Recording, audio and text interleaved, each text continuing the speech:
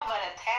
अब बच्चे रो रहे हैं, ये व्रत करके बैठ गई। इस बात के ऊपर उसके आदमी को और भी गुस्सा आया, दमड़ दमड़ करके कूट दी। अब वो बेचारी कुट पीट के कोने में जाके पड़ के रोने लग गई। इतनी देर में विनायक महाराज दरवाजे पे आ गए। विनायक महाराज बोले, बेटा शौचालय कहाँ है? मैं तो सोच के लिए जाऊंगा, निमटवा जाऊंगा।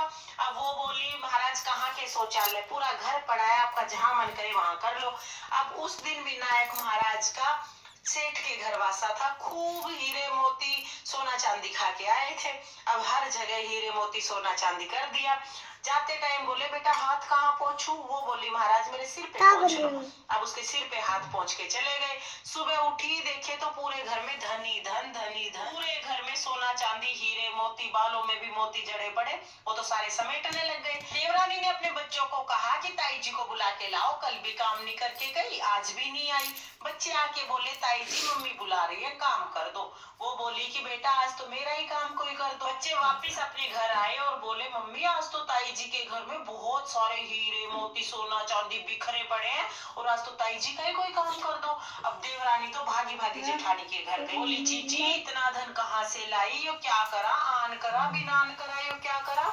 अब जेठानी बेचारी सीधी सी थी, सारी बात सच सच बता दी। बोली, कल मेरा व्रत था, तेरे जेठ ने मेरे मारी, विनायक महाराज आए और यूं यूं बोले, और विनायक महाराज ने सारा धन करा है।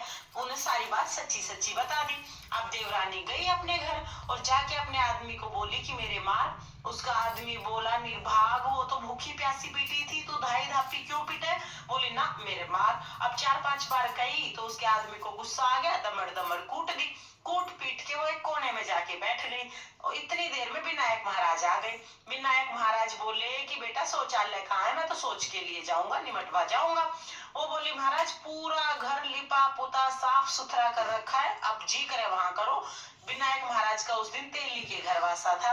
विनायक महाराज ने तो पूरे घर में सिड़ा दिया। चलते टाइम बोले, बेटा हाथ कहाँ पोंछूं? बोली, महाराज बालों में शैम्पू कर रखा है, एक एक बाल खिला हुआ, मेरे बालों में पोंछो। अब उसके सिर पे हाथ पोंछ के और विनायक महाराज तो चले गए। सुबह उठी तो पूरे घर में सिड़े, क्योंकि विनायक महाराज का तो तेली के घर वासा था, पूरी खल खा के आए हुए थे। पूरे घर में सिड़ गया। जितना समेटे उतना और फैल जाए, जितना समेटे उतना फैल जाए। अब वो तो भागी भागी गांव से बाहर गई और विनायक महाराज को देखते ही उनके पैर पकड़ लिए। हे विनायक महाराज, आपने यो क्या करा? मेरी जेठानी को तो इतना धन दिया और मेरे को दलदर दिया। विनायक महाराज बोले कि तेरी जेठानी तो सत का व्रत करके बैठी थी और तू तो पाखंड कर रही थी, इसलिए तेरे को दलदर मिला। अब उसने तो विनायक महाराज के पैर पकड़ लिए। हे विनायक महाराज, आपने ये दलदर बखेरा है और आप ही समेटोगे, मेरे समेटे तो ये सिमटता नहीं। विनायक महाराज, मैं आज से ऐसी गलती नहीं करूंगी, अब की बार समेट दो। विनायक महाराज को उस पे दया आ गई। विनायक महाराज ने सारा दलदर समेट दिया। हे विनायक महाराज, जैसा देवरानी के साथ करा वैसे किसी के साथ मत करियो, और जैसा जेठानी के साथ करा वैसे सबके साथ करियो। इस कहानी को कहते सुनते उकारा बरते सबके घर को अंधन से भर दियो और सबकी सब मनोकामना पूरी करियो। ये थी सकट चौथ की गणेश जी की कहानी, यानी विनायक महाराज की कहानी।